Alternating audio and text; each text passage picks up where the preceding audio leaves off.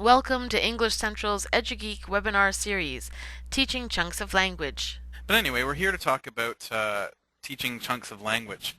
And my first question for you is, what are chunks? Right? So what I would like you to do is I want you to think of what types of things in your everyday life are chunks. What are you familiar with that are chunks? Any suggestions, Tanya? Meat. Dog food. Meat? Chunks of dog food, yes. Chunks of dog food. Okay, that's true. Tuna. Chunks of tuna. I see a couple of suggestions over here in the question box, although I didn't ask you for suggestions, but there they are.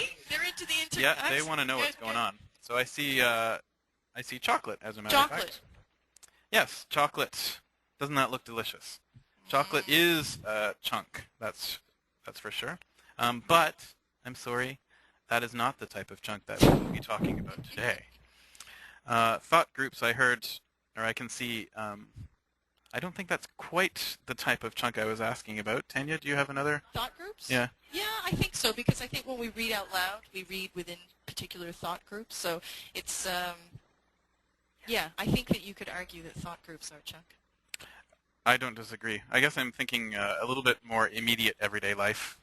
Yeah. Yeah. For example, pineapple chunks. I'm sure everybody's had a taste of this delicious snack. Can you tell we're hungry? So that's another kind of chunk. And there is, again, not what we're going to be talking about today. There is one more type of chunk that came to my mind, and it is not a white screen. But can anybody think of it? Any other chunks you can see? No. No? No. Okay.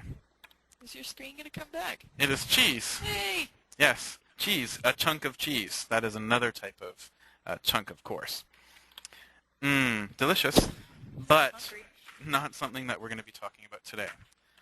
So, according to the text, the book that we're looking at, Teaching Chunks of Language, a chunk of language is a sequence of words which native speakers feel is the natural and preferred way of expressing a particular idea or purpose. That is quite a mouthful. Having said that, like we naturally combine words like chocolate, pineapple, and cheese with the word chunk, so too do we, as native speakers, know which combinations of words sound the most natural and choose it over another combination of words with similar meaning. For example, I'm going to show you a group of phrases that pretty much all express the same thought, and I'd like you to choose the one that seems the most natural to you. So please choose now.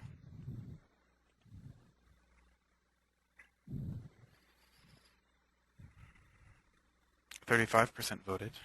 59% voted. I don't get to vote. No, you're a presenter, darling. I'm sorry. 94% voted. Oh, I think there's only one more person. 100%. Hey! Yay! Okay, so let's take a look. Hey! Okay, so it looks as though most of you chose "Time Will Tell" as the familiar chunk. It looks like we have a fortune teller in the group. Yeah, maybe. the future will reveal. Maybe you just have a fortune teller in your life, so that's why you chose that one. "Time will show." I mean, I guess you can argue that that is a chunk. It's not the familiar chunk that I think most of us are aware of, as we can see with the 94%. But anyhow, the point is, that is what most of you chose. And there we go. Only time will tell if this merger makes sense. So accept no imitations, or you'll just sound a bit odd, right? Imagine that instead of "time will tell," it was "only the future will be revealed if the merger makes sense." Right? Maybe to that person who voted for that, the future will reveal, it sounds a little bit fortune-telly.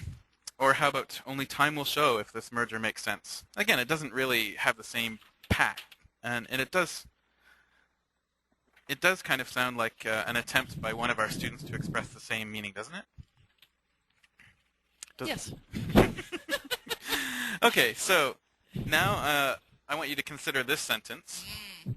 It is unfamiliar, I assume. You are unable to deal with the nonfiction. And what I would like you to do is take a couple of minutes and see if you can determine what familiar chunk of language this is trying to express, but miserably failing at. Okay, so I'll give you a couple of seconds, and I'll give you a hint. It's from a famous movie. Another hint, just in case you're not quite there. It's from a movie about military and lies. Oh, I can see some people already think they know. And are they right? I'm not going to tell you, but Oh. there you go. It is not hint number 2, actually. It's hint number 3. I realize that's a mistake. Forgive me. But there we have Jack Nicholson saying the line, and a bunch of you did say that correctly. It is, you can't handle the truth. Nice try with you can't take the truth, but almost. Close but no cigar. So that's right. Did you say it's You Can't Handle the Truth in Your Mind from A Few Good Men in 1992? This was eternalized because of Jack Nicholson's delivery, and though it's used in a satirical way most of the time, it does sound more natural than you are unable to deal with the nonfiction. True enough.